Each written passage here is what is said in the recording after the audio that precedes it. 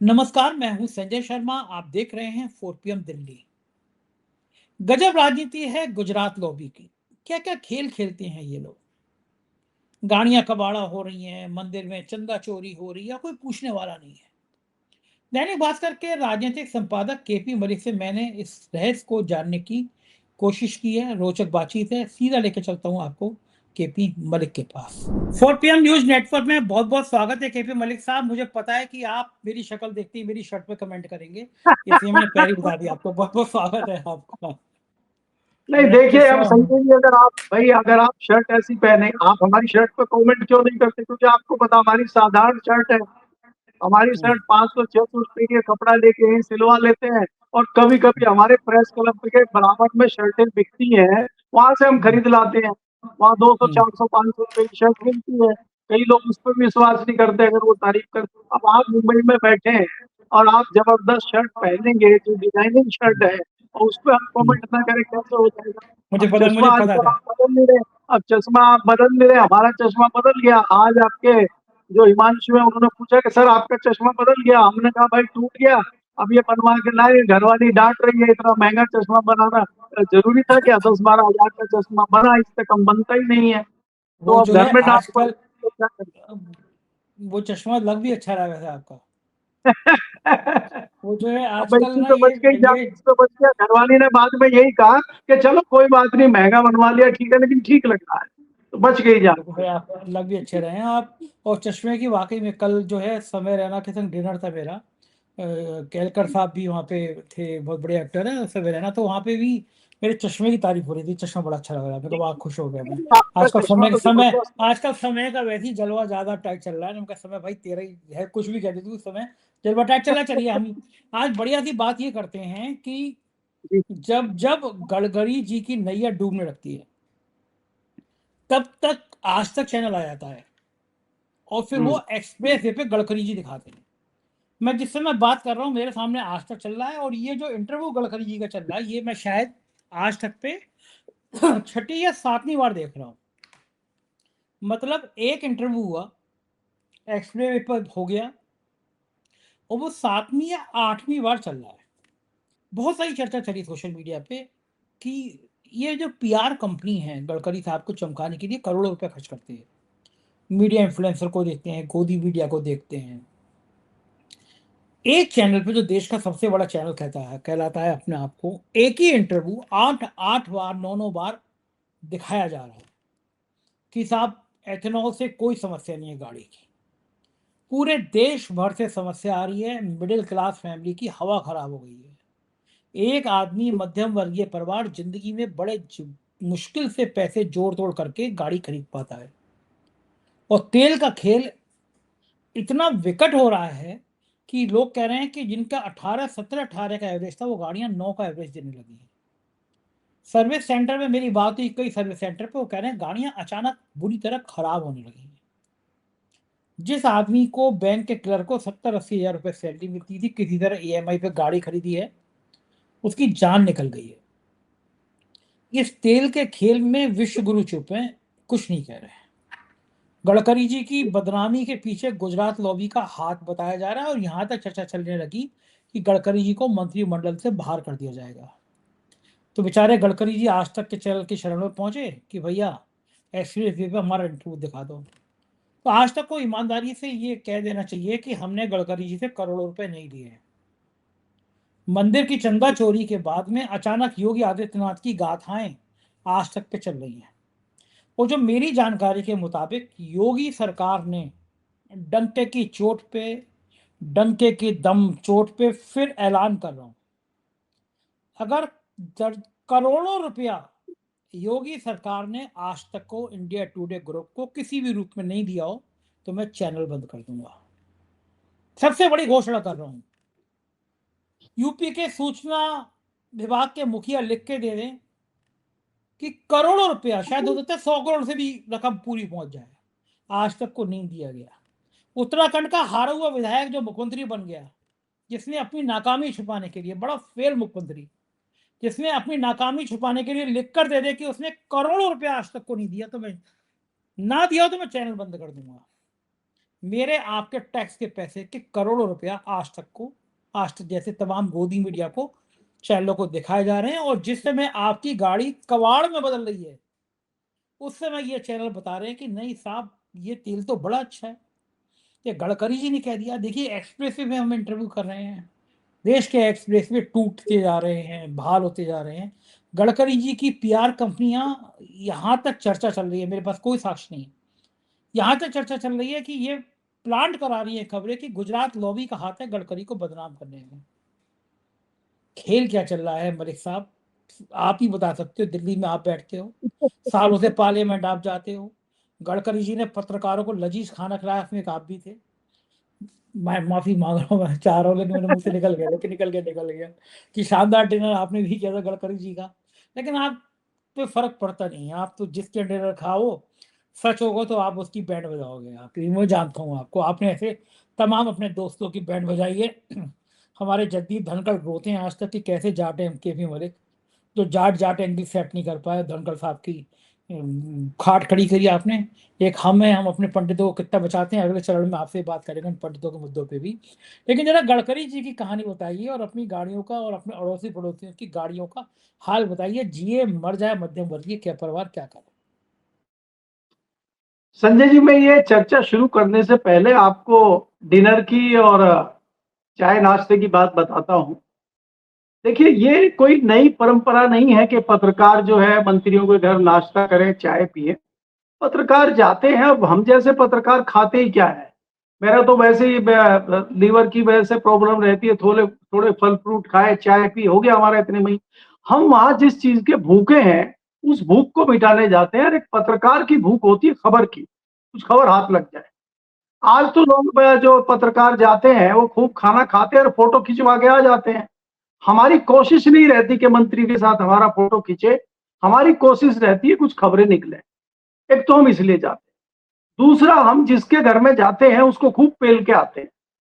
गडकरी को कोई कसर नहीं छोड़ी थी हमने कहने के लिए, सारे पत्रकार हमारा चेहरा देख रहे थे। उस समय भी इनके ऊपर कई सारे आरोप लग रहे थे और ये एथनॉल की बात चल रही थी। और जब इन्होंने अति उत्साह में कहा था कि हम 15-20 रुपया, अब बहुत ज्यादा होगा, 25 रुपया लीटर पेट्रोल हो जाएगा, हमने कहा ये इतनी बड़ी बड़ी बातें आप कैसे कर लेते हैं, क्या तथ्य है आपके पास। मैंने कहा वाजपेयी जी की गवर्नमेंट में जो एक अपने वहीं महाराष्ट्र से आने वाले थे, जो यूपी के गवर्नर भी रहे, मैं नाम भूल गया उनका, पेट्रोलियम मिनिस्टर थे, उन्होंने भी एथनॉल की चर्चा शुरू की थी शुरू शुरू में उस समय पे। तो लेकिन एथनॉल आज तक नहीं है, आप कैसे शुरू करेंगे, हमने ये बोला। इससे पहले मैं एक मजेदार आपको बात बताता हूं। हमारे बहुत अच्छे मित्र बरेली के हैं, आपके नाम फिर तो ध्यान से उधर गया उनका, गंगवार साहब। गंगवार साहब मोदी गवर्नमेंट में मिनिस्टर थे और उनके यहाँ डिनर हुआ। डिनर पे चंद पत्रकार थे और अगले दिन रिसफल होने वाला था और शाम को इन्होंने डिनर दे दिया। तो हमने कहा गंगवार साहब, मुझे लग रहा है आपको प्रमोशन की चिट्ठी मिल गई, क्योंकि वो मिनिस्टर स्वतंत्र प्रभार थे, वो कैबिनेट मिनिस्टर नहीं थे। तो हमने कहा मुझे लग रहा है आपको सुर्खी लग गई है और आपका प्रमोशन होने जा रहा है, इसलिए आप पहले ही डिनर दे रहे हैं। और संजय जी ये हुआ कि अगले दिन उनकी कुर्सी चली गई। और भाई साहब वो हमें आज तक कोसते हैं इस बात को कि आपने जो बात कही थी इसीलिए मेरी कुर्सी चली गई। मैंने कहा नहीं, अगर ऐसे मेरे कहने से ही कुर्सियां जा रही है तो मैं 2-4 लोगों के लिए और कह देता हूं, अगर मेरे कहने से। तो बात ये होती है कि हम तो बकसते नहीं है, किसी का लंच करें, खाना खाएं, कि सच्चाई तो हम कहेंगे। हमारा कोई उससे निजी दुश्मनी तो है नहीं, या निजी यारी दोस्ती तो है नहीं। हम तो समाज के लिए काम करते हैं। मंत्री से खबर निकाल के जनता के हित में जो होगा बोलेंगे। अब मैं आता हूं एथनॉल पर संजय। देखिए मेरी गाड़ी जो है, मेरी गाड़ी 13 साल पुरानी गाड़ी है, और मेरी गाड़ी में एकाएक जो मेरी गाड़ी थी वो 12, 13, 14 का एवरेज देती थी, और एकाएक वो 9-10 पे, फिर बाद में 10 पे भी सुई जाने लगी, 8-9 8-9 हो गया। मैं बड़ा परेशान हुआ। तो कोई बात नहीं, मैंने कहा पेट्रोल में किसी ने बदमाशी कर दी होगी, मिलावट कर देते हैं। तो कोई बात नहीं, हमने चलाया, सर्विस कराई, सर्विस के बाद फिर यही हाल। और मैं पोल्यूशन कराने गया, पोल्यूशन भी नहीं हुआ उसका। बोला जी इसमें तो कचरा भरा हुआ है, आप दोबारा जाइए। तो मैंने सर्विस वाले को डांटा, सर्विस वाला अब्दुल है। अब अब्दुल तो टाइट है आजकल, हमारे के आपके कहने से टाइट है। तो हमने कहा भैया वो हमारा जो है ये ऐसे ऐसे कह रहा है कि साहब ये गाड़ी में आजकल जो एथनॉल आ रहा है उसकी वजह से एवरेज गिर रहा है, हमारे पास तो बहुत शिकायतें आ रही है, इसमें कुछ नहीं हो सकता। तो ये हमने करीब 1 साल पहले संजय जी देख लिया था। गाड़ियों में तकलीफ तब से आ रही है, और हो सकता है मेरी गाड़ी में तकलीफ इसलिए आ रही हो कि भाई मेरी 10-12 साल पुरानी है। जो लेटेस्ट गाड़ियां आई है हो सकता है शायद उसमें कम तकलीफ हो। भाई आप एथनॉल लेके आए हैं, E10 लाए हैं, E20 लाए हैं, अभी आप E85 ले आने की बात कर लिए हैं। तो क्या आपने गाड़ियों के ऊपर रिसर्च की है? क्या आपने उस तरह के इंजन बना लिए हैं? तो अगर इस तरह की बात है तो फिर तो कोई दिक्कत नहीं है। बहुत सारी चीजों पर लोग शिफ्ट हुए। क्या शिफ्ट नहीं हुए लोग? जो ऑर्डिनरी बल्ब पहले आता था सब लोग LED पर शिफ्ट हो गए। कह रही है बिजली बचा रही है, रोशनी भी अच्छी, क्या दिक्कत है उपभोक्ता को? उपभोक्ता तो शिफ्ट कर जाएगा। लेकिन अगर उपभोक्ता शिकायत कर रहा है और आपने कोई जांच पड़ताल करी नहीं है, और आप अमेरिका के दबाव में उसमें जबरदस्ती एथनॉल मिला रहे हैं, जबरदस्ती अमेरिका से एथनॉल इंपोर्ट कर रहे हैं, तो कहीं ना कहीं ये गाज तो किसी न किसी के ऊपर गिरेगी। और बात ये है कि इसमें तो गडकरी का लेना देना कुछ नहीं है ना। इसमें तो जो क्रांतिकारी मंत्री हैं हरदीप पुरी जी, वो कहाँ हैं? उनको आना चाहिए मोर्चे पे, वो मोर्चे पे आ ही नहीं रहे हैं। वो जब से स्टीम फाइल वाला मामला हुआ तब से मोर्चे से बाहर है वो, और वो नपे तुले शब्दों में बात करते हैं।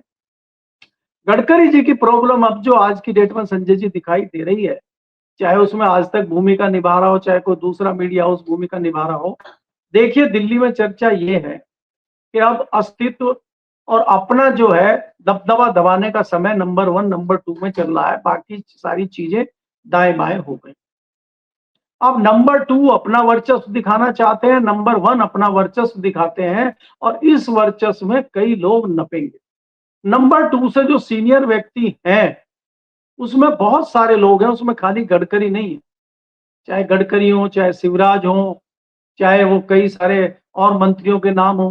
भाई आप मुझे बताइए कि पहले आपने अडवाणी जी को हटाया, मुरली मनोहर जोशी को हटाया, गंगवार को हटाया, वसुंधरा को हटाया, वो एक ताई थी हमारी मध्य प्रदेश की जो स्पीकर थी, उनको कोई चू नहीं कर पाया।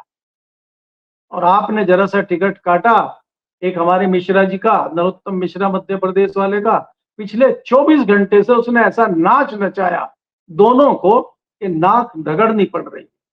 और मुख्यमंत्री को आदेश हुआ है कि भाई उनसे मिलिए और उनसे जरा समझौता करिए, और वो समझाए, कह रहे हैं ठीक है, अब थोड़ा सा कुछ नरम पड़े हो, नरम पड़े, अभी उनकी तरफ से मोर्चा बंद नहीं हुआ है।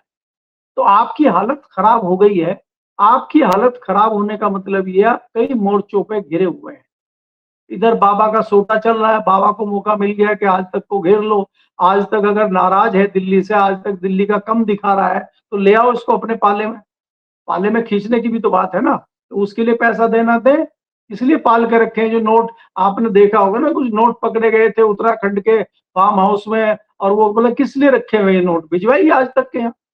तो देखिए कोई भी मीडिया हाउस हो, कुछ भी हो, बिना विज्ञापन के, बिना उसके कौन कोई करेगा? ये मीडिया हाउस की सच्चाई आप भी जानते हैं, हम भी जानते हैं। एकाएक आकाशवाणी होती है और इंडियन एक्सप्रेस में खबरें छप जाती हैं। मुख्यमंत्री मध्य प्रदेश और केंद्रीय मंत्री भगीरथ चौधरी, इसके अलावा फिर सो जाता है इंडियन एक्सप्रेस, सोया रहता है इंडियन एक्सप्रेस। पिछले 10-12 साल से सोया हुआ है, गहरी नींद, कुंभकर्ण नींद सोया हुआ है। तो आप ये देखिए कि एकाएक कौन सी खबर चलानी है, कौन सी नहीं चलानी है, इसमें तो कोई दो राय नहीं है। इस पर लंबी बहस हो चुकी है, लंबी हमारी आपकी बातें हो चुकी हैं। तो अब बात यह है कि वर्चस्व की लड़ाई है, और क्या ये नंबर 1 और नंबर 2 जितने आसपास के लोग हैं, जितना लगता है कि थोड़ा सा कुछ खड़ा होने की स्थिति में है, इनको सबको निपटाया जाए और नए क्रांतिकारी लाए जाए। इसका सबसे बड़ा उदाहरण आप देख सकते हैं कि जो नए अध्यक्ष बने हैं, पहले तो उनको हमारे महामहिम ने जो है, जिनको महामानव कहते हैं, उन्होंने जब अध्यक्ष बने तो पीठ पे उनकी हाथ मारा, थपथपाया उनको। उसके बाद उनका हाथ पकड़ के बाहर ले गए। उसके बाद फिर उनको जैसे भगवान राम को हाथ पकड़ के मंदिर में ले गए थे, फिर उनको घुमाने लगे। तो ये जो दबदबा है ये कायम रहना चाहिए, ये जनता को भी पता होना चाहिए, और जो अध्यक्ष बना है कुर्सी में बैठा, उसका भी कहीं दिमाग ना खराब हो जाए कुर्सी में बैठ के, उसको एहसास होना चाहिए। उसी के तहत आपने एक बड़ी घटना आज उत्तर प्रदेश में अगर विजुअल देखे हो, कि जब नितिन नवीन उत्तर प्रदेश में जाते हैं तो वो पहला गुलदस्ता, जो वहां के स्टूल मंत्री हैं आपके डिप्टी सीएम है केशव मौर्य जी, पहला गुलदस्ता उनसे रिसीव करते हैं, और बाकायदा गुलदस्ता लेके पीछे नहीं पकड़ा देते जैसे भाई नेताजी पकड़ाते थे, रुक के बाकायदा फोटो खिंचवाते हैं और योगी जी को इंतजार कराते हैं। और जब योगी जी इंतजार कर लेते हैं फिर योगी जी का नंबर आता है। तो योगी जी कहते हैं ये क्या है। तो ये बहुत सारी चीजें ऐसी भारतीय जनता पार्टी में चल रही है। और जो आपने बीच में कह दिया था कि नहीं ब्राह्मणों का कोई मामला नहीं है, आज देखिए अरे एक ब्राह्मणों सेकंड की। एक सेकंड, मेरी बिरादरी का मामला है तो पहले मैं सवाल करूंगा ना। जी जी, ये करिए बताइए करिए। ये बताइए कि कितना बहादुर कौम है हमारी। देखिए नरोत्तम मिश्रा, आपने जी जिक्र जी। कर दिया, मध्य प्रदेश के नंबर 1 2 के पसीने छुड़ा दिए। नृपेंद्र मिश्रा, मंदिर में हाथ साफ कर दिया, अभी तक FIR गिरफ्तारी की बात ही नहीं हो रही। अनिल अनिल मिश्रा, मिश्रा भी कह रहा हूँ, अनिल मिश्रा का नाम आप नहीं ले अनिल, रहे। मैं वही मैं कह रहा हूँ, अभी आ रहा हूँ अनिल मिश्रा। हाँ पूरे मंदिर के करोड़ों रुपए का खेल। ये जो मिश्रा मिश्रा है, हम संजय शर्मा हो गए, मतलब ब्राह्मणों में भी शर्मा रह गए। हम भी मिश्रा होते तो हमारा भी नंबर आ जाता। नहीं, आपको ये लिखना चाहिए पॉलिटिकल, भाई, आप संजय कुमार मिश्रा लिखिए, SK मिश्रा आपका तो हो ठीक जाएगा। है। और आपने ये 2 नाम छोड़ दिए, PK मिश्रा और करलाज मिश्रा। मिश्रा की तो लाइन लंबी है भाजपा में। तो ये जो मिश्रा बंधु हैं, ये बीजेपी का बट्टाधार कर रहे हैं। मंदिर से चंपत राय बाहर नहीं हुए। खबर छप रही है कि चंपत राय अभी भी सबसे पावरफुल स्थिति में। लोग लोग क्या सब्र का ये कितना पैमाना लेंगे। अभी भी चंदा चोर वहां पे काबिज हैं। नृपेंद्र मिश्रा की गिरफ्तारी, उनका इस्तीफा, कुछ नहीं हो रहा। चंपत राय के अकाउंट से अभी भी क्या पैसे निकल सकते हैं। मंदिर के ये राम के नाम पर नहीं छोड़े नाथपीठी, ये लोग किसके नाम पर छोड़ेंगे। ये लोग क्या करना चाह रहे हैं, फिर समझ में ही नहीं आ रहा। गजब है। मैं संजय जी मैं संजय जी इसीलिए तो आश्चर्य में हूँ, इसीलिए तो आपको कह रहा हूँ कि भाई हम तो बड़े सम्मान से देखते थे वैश्य समाज को, ब्राह्मण समाज को, पंडितों को। हम तो इनके पैर छूते थे भाई, हमें भी जब होता था। आज मजे बाकी ले लोग रहे हैं आप, पीछे पड़े हैं। मजे ले रहे हैं आप कमेंट करके ना। मजे ले रहे हैं देखिए आप। आज जो है चंदा चोरी में बाकी लोगों में यही रिकॉर्ड बना रहे, चाहे चंपत राय हो और चाहे अनिल मिश्रा हो, इनका नाम प्रमुखता से लिया जा रहा है। और दूसरी बात यह है कि इनके इस्तीफे हो गए हैं। पहली बात तो ये, कहाँ है इस्तीफा, किसने दिया इस्तीफा। और चंपत राय जी कहीं नहीं निकले मंदिर से, और लगातार बने हुए हैं। SIT वाले जो बने थे भाई साहब, जो SIT के चीफ बने थे, उन्हीं के घोटाले घपले चंपत राय जी ने बाहर निकलवा दिए। भाई ये क्या हमारी जांच करेंगे, पहले इनकी जांच करो। दूसरा जो है, गोपाल राव ने कह दिया कि भैया हम तो निकले ही नहीं, तो हमें कब कहा किसने निकाल दी। वो हटने को भी तैयार नहीं है, तो वो धमकियां दे रहे हैं। तो इसी प्रकार की धमकी ये भी माना जा रहा है कि नरोत्तम मिश्रा ने भी धमकी दे दी है कि भाई साहब देख लो, मुझे इतनी आसानी से नहीं हटा पाओगे। मैं कलराज मिश्रा नहीं हूँ, मैं कलराज मिश्रा नहीं, मैं नरोत्तम मिश्रा हूँ। तो इस तरह की चीजें जो भारतीय जनता पार्टी में चल रही है। और देखिए उत्तर प्रदेश में तो लंबे समय से चल रही है, चाहे आपके दुबे हो, चाहे आपके उपाध्याय हो, चाहे आपके बाकी लोग हों। टकराव उत्तर प्रदेश में भारतीय जनता पार्टी में और योगी में चल रही है। लेकिन अब मुझे देश में चलती हुई दिखाई दे रही है। जो गुजराती लॉबी है वो भी ब्राह्मणों से घबरा गई। और हम तो अक्सर चर्चा करते हैं आपके चैनल पर भी, बाहर भी, कि ब्राह्मण भले ही संख्या में कम हो, लेकिन परसेप्शन बनाने में वो सबसे आगे हैं। भले ही उत्तर प्रदेश में वोट ब्राह्मणों का कम हो, लेकिन वो परसेप्शन बनाने में, नैरेटिव बनाने में सबसे आगे हैं। और उसमें तो आप भी कम चंदा नहीं चोरी थे में, भाई, आप भी चला। चंदा चोरी में भी सबसे आगे हैं। नहीं देखिए, चंदा चोरी की हो बात कुछ भी हो, ये तो हर समाज में हर तरह के लोग होते ही हैं। हम पूरे नृपेंद्र मिश्रा, समाज अनिल को। मिश्रा की बात कर रहा हूँ मैं, मतलब यही हाँ, सिर्फ ब्राह्मण मुझ पर समाज डंडा में। लेके आ जाएंगे। लेकिन मैं ये कह रहा हूँ, ये जो परशुराम परिषद, कैलाशानंद जी उसके अध्यक्ष हुआ करते थे, जो आजकल वो हो गए हैं, महंत हो गए हैं। अरे साहब, मैं भी एक बार उनके झांसे में आ गया। कुंभ मेले में मैंने बड़ी सेवा हुआ की, मुझे लगा बाकी वो बड़ा ज्ञान है। फिर मैंने देखा वो तो कंगना रनौत को हेलीकॉप्टर में घुमा रहे हैं। फिर एक हीरोइन थी, उसको वो कुंभ मेले में उसको महामंडलेश्वर पता नहीं क्या क्या बना दे रहे हैं। ये बाबा लोगों का कन्याओं से पीछे नहीं छूटता है। फिर कैलाशानंद जी परशुराम परिषद के ब्राह्मणों के वो अध्यक्ष बने थे या कुछ बने थे, मतलब संरक्षक। तो ये जो संत हैं, अपने आप को संत कह रहे हैं, जो कंगना रनौत के संग घूम रहे हैं, इन्हें ये कहना चाहिए कि ब्राह्मण समाज को कहना चाहिए कि अनिल मिश्रा, नृपेंद्र मिश्रा जैसे लोगों को ब्राह्मण समाज तिरस्कार कर दे। जो भगवान राम का नहीं हुआ वो हमारे किस काम का हुआ। जो भगवान राम के मंदिर में चंदा चोरी करे वो ब्राह्मणों के किस काम का हुआ। परशुराम परिषद की भी घिग्गी बन रही है। नृपेंद्र मिश्रा का नाम था, अनिल मिश्रा का नाम थे। कोई चंदा चोरों का नाम से डर कैसे सकता है। लेकिन ये ब्राह्मण सभा, ये परशुराम परिषद सब गायब हो गई, ये हवा खराब हो गई, कोई बयान नहीं आता। नहीं नहीं ऐसा क्यों हो नहीं रहा है। नहीं नहीं नहीं नहीं, संजय जी नहीं, इसमें तो आप खाली परशुराम वालों के पीछे क्यों पड़े हैं।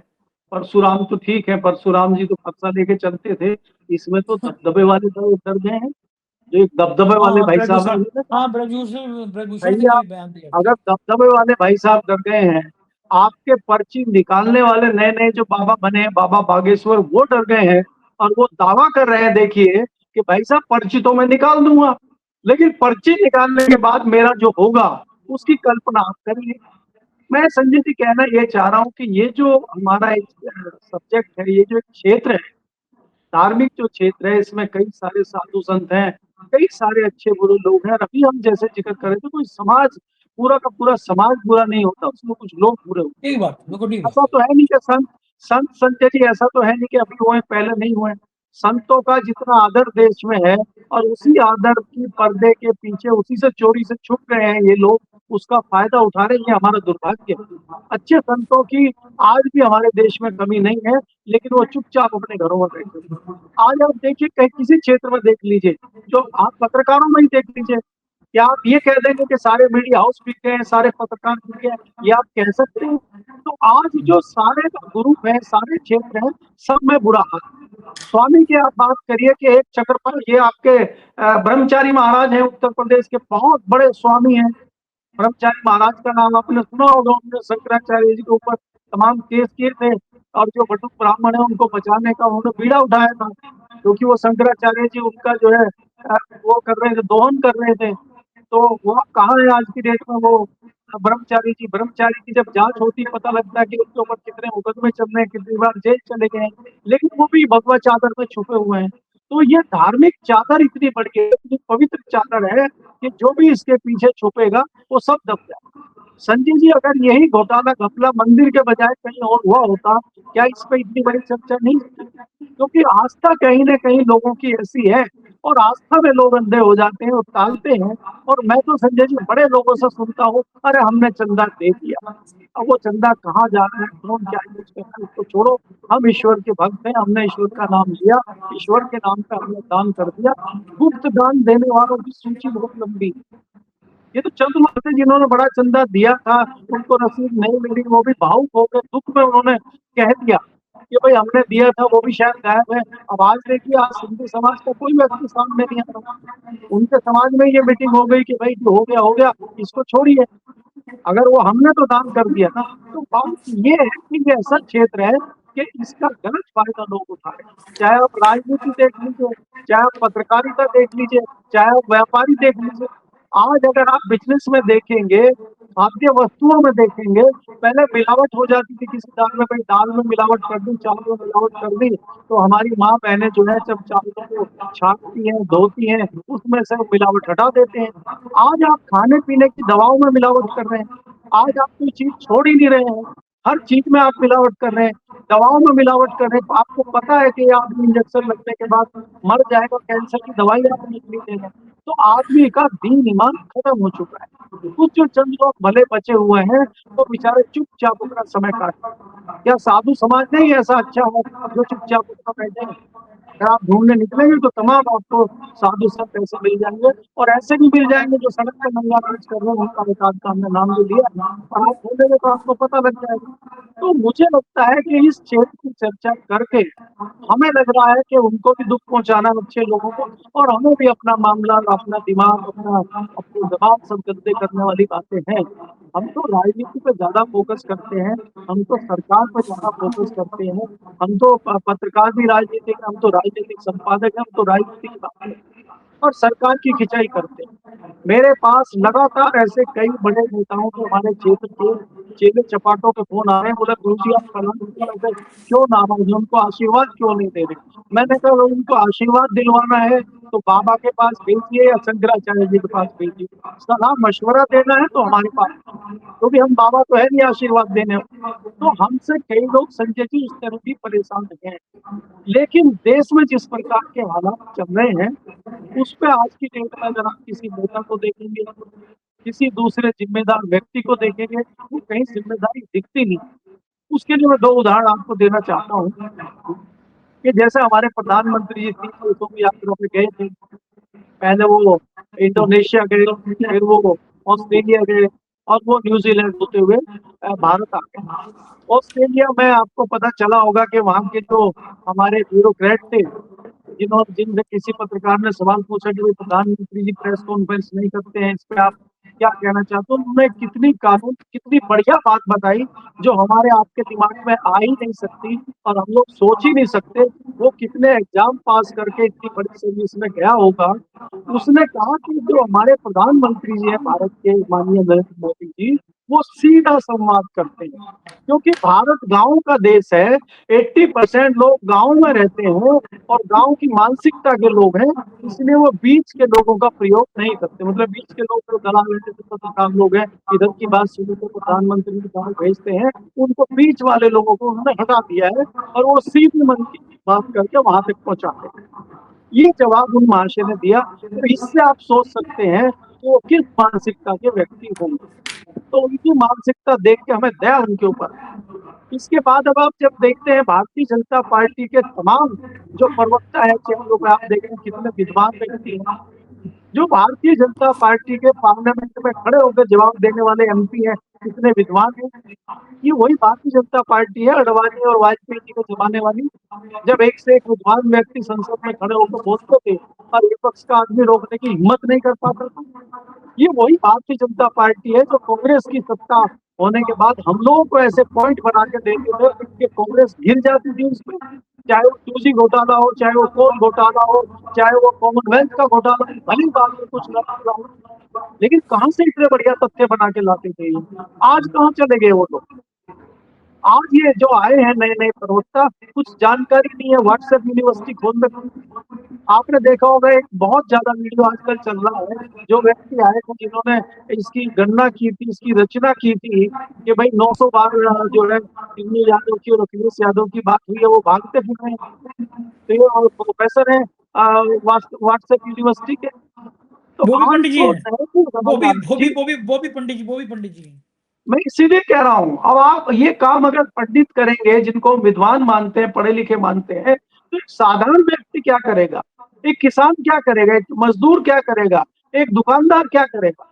आप तो भाई पढ़े लिखे वर्ग से आते हैं, आप तो विद्वान व्यक्ति है, लोग आपको फॉलो करते हैं। अगर आप भी मिसगाइड लोगों को करेंगे तो आम व्यक्ति क्या करेगा, ये सोच के कई बार हमें इनकी मानसिकता पर दया आती है।